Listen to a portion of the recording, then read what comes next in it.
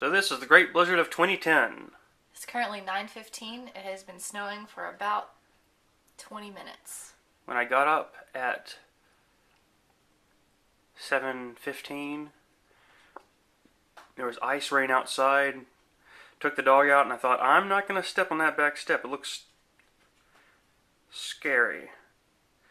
Ice rain has turned into sleet. Sleet has turned into big giant piles of snow. We might expect 4 to 10 inches today. This morning I could not believe it. Now it's seeming more likely.